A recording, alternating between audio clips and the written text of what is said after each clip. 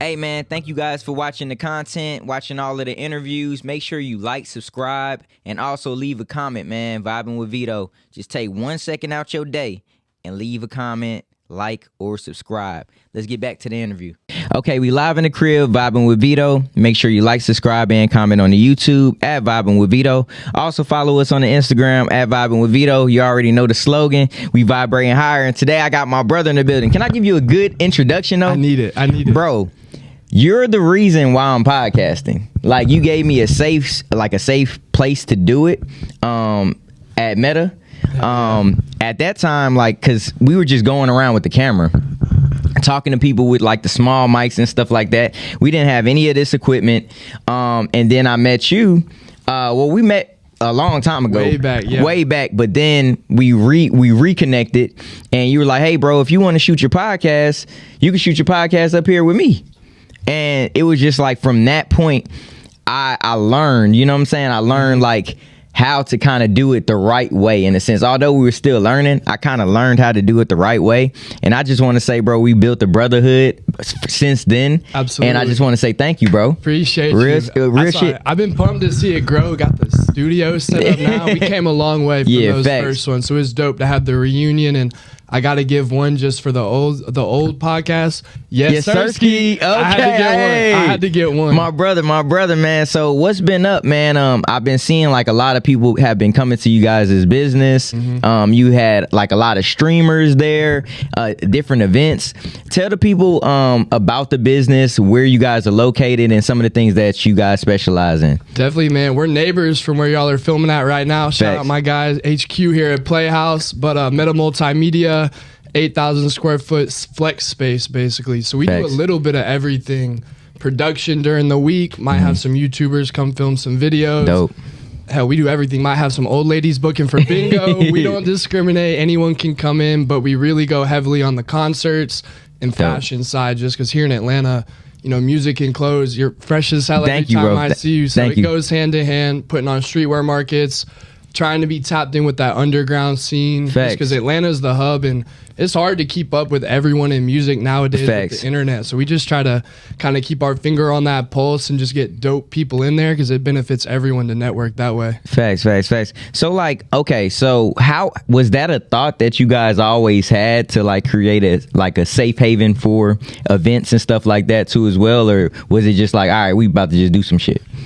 It was a day by day for real, but it all started, me and LeBaron, my business partner. Shout out LeBaron, man. Shout out LB, man. He's really the one that kind of like pushed me to go further with it. We went to college together at Georgia Southern, way down in South Georgia. Dope. And he was a little older, had graduated, and we reconnected during that quarantine time where, you know how it was. Shit going on for everybody. Facts. And we had you're just sitting there like, man, it'd be dope if we could do something in music, because he makes music. Right. I'm not on the creative side, but I'm very interested in all of it. Right. So I was like, how could we one day, me help you do that?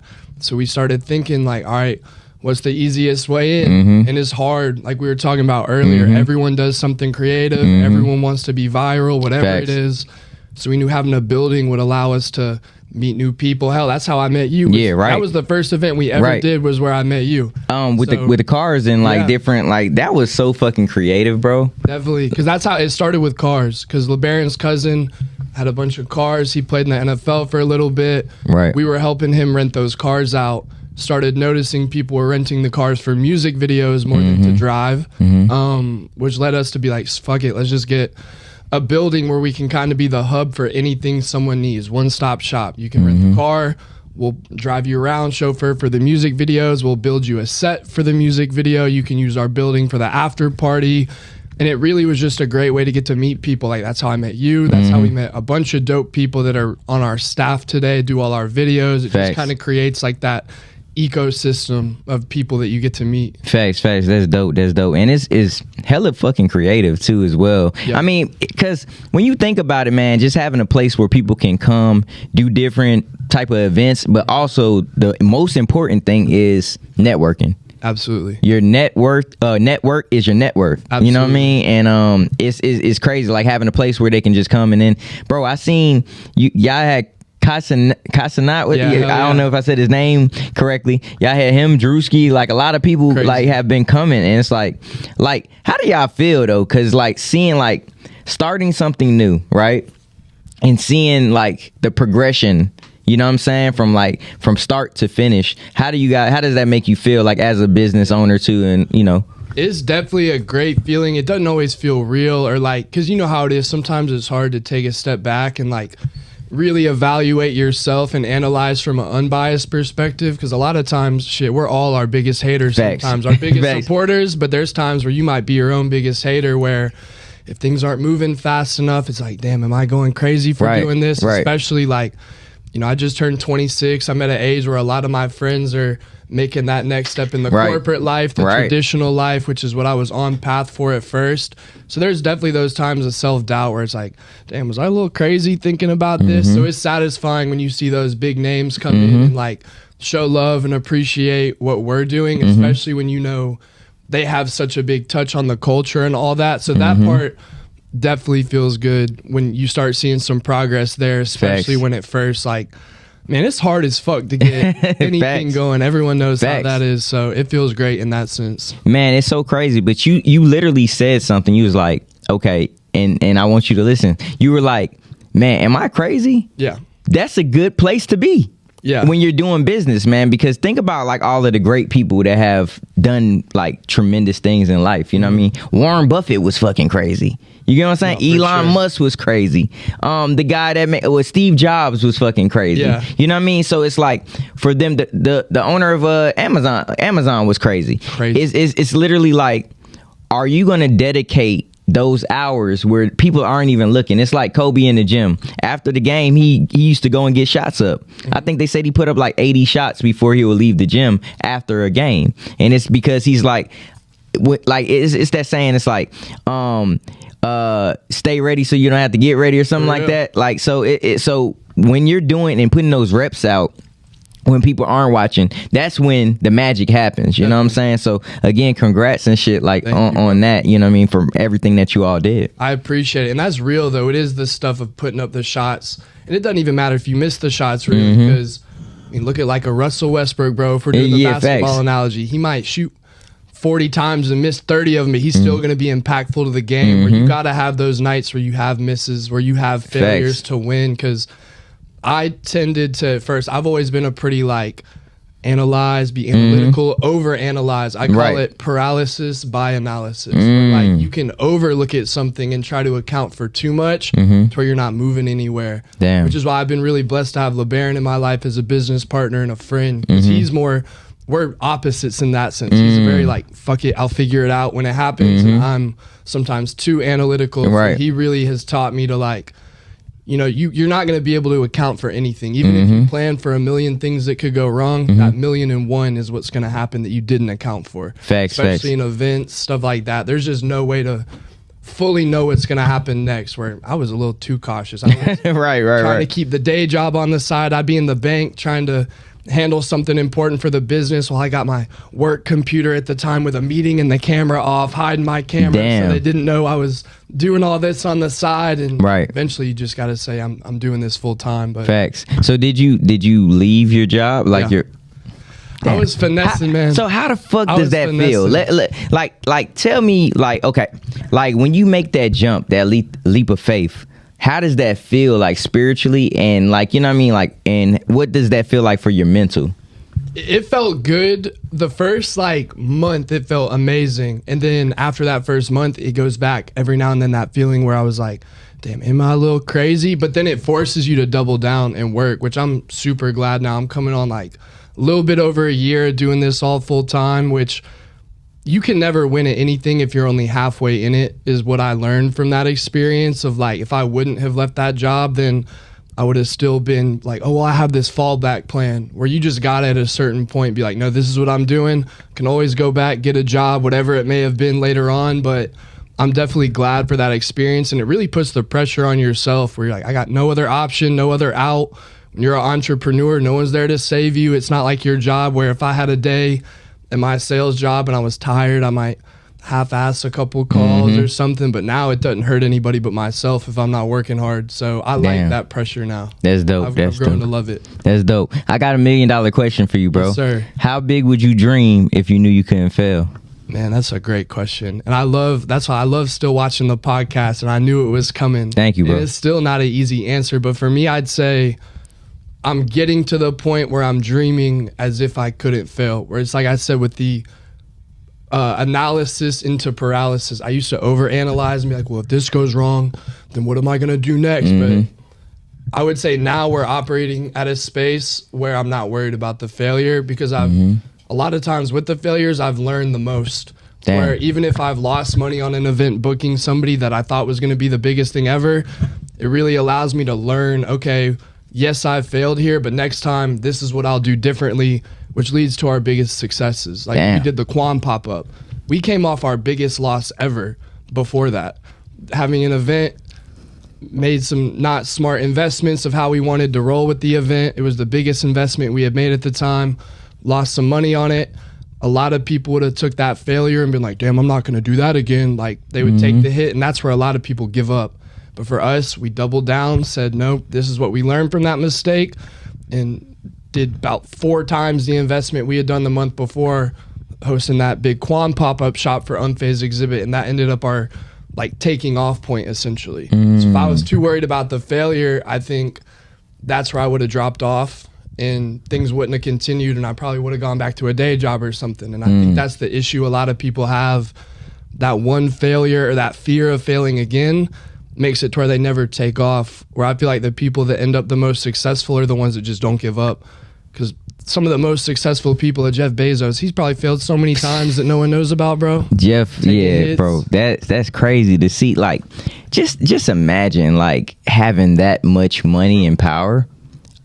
It's a little like, when you think about it, it's like a surreal thing, right? Like, you really don't even believe that it's there, but it's there because you're seeing people do this. Like, you see, like me, for example, like being in the music industry and also like entertainment, I would say per se, seeing people like Will Smith go from rapping summertime to now you're doing Bad Boys 4, crazy $1 billion in box office first week type shit. Like, and you know what I'm saying? So it just puts me in the mind frame is like, bro, like you said, you're the only person that's holding you back, bro.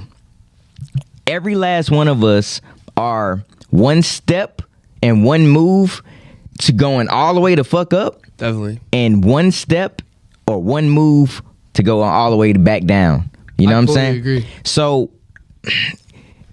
talking about what you were saying in terms of like having a day job and also doing this stuff too as well. Sometimes that fear of not having the money to invest into what you're doing kind of hinders people from like stepping away fully from their day job and stuff like that. So I feel like, you know, with the right plan and execution and kind of knowing money, because you have to know money. You have to learn about what to invest in, how to do this, how to do this, like, you know what I mean, to survive, bro. And it's like, bro, it's just crazy. I can go on all day about it. It's real though, because a lot of people want to make money but don't understand how money works, which is where I was at first, or in my head.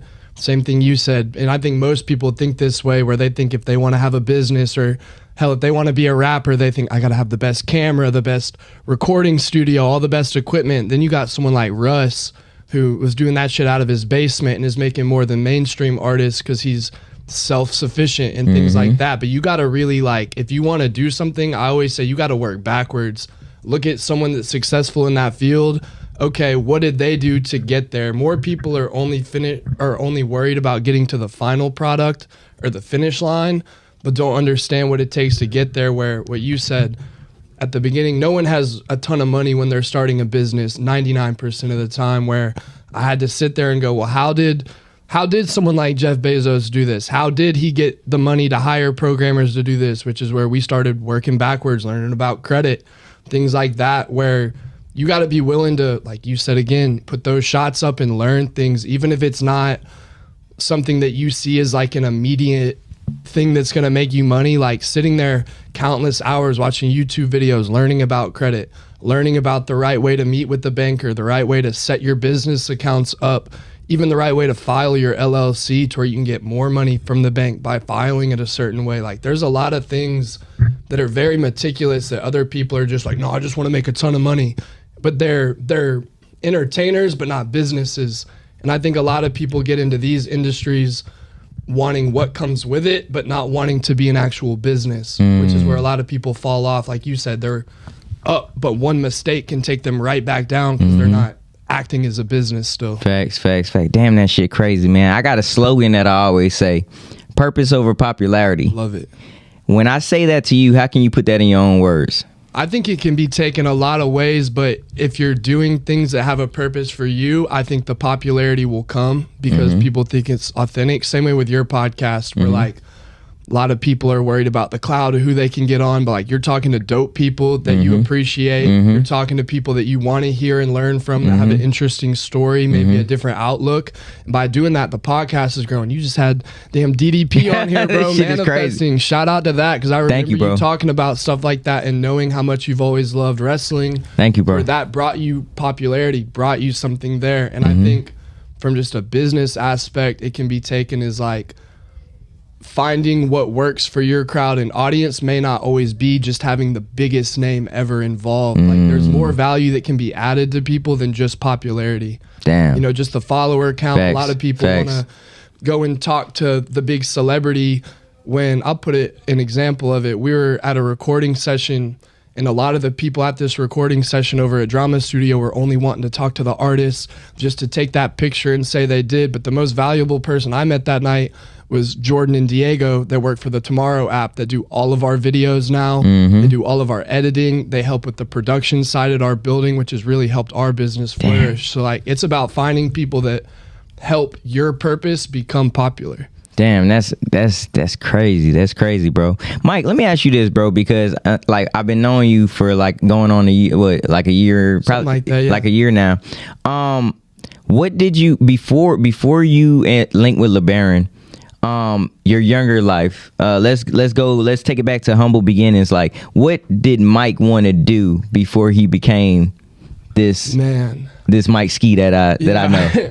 I always wanted to work in something like this, but that self-doubt or being afraid of the delusion, because delusion is good if you want to do something successful. Like you said, with all these mega successful people, you got to be a little delusional.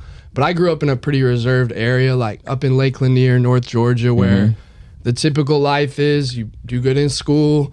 A lot of people's parents did pretty well. You know, go to college, come back, work for a family business or something in that local area, and then that's just your life.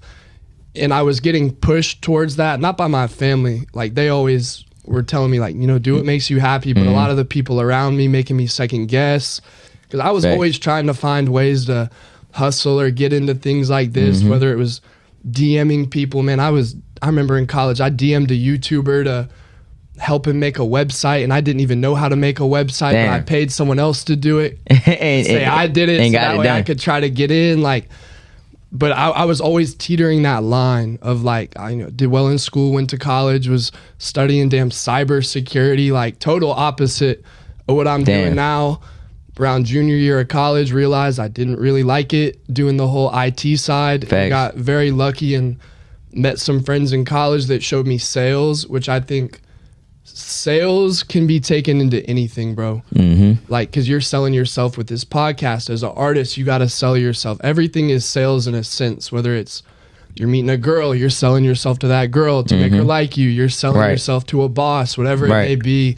And I think that allowed me to start seeing that you can take like a control over what you're doing, because sales was also the only job that like you're pretty much fully in control of your success.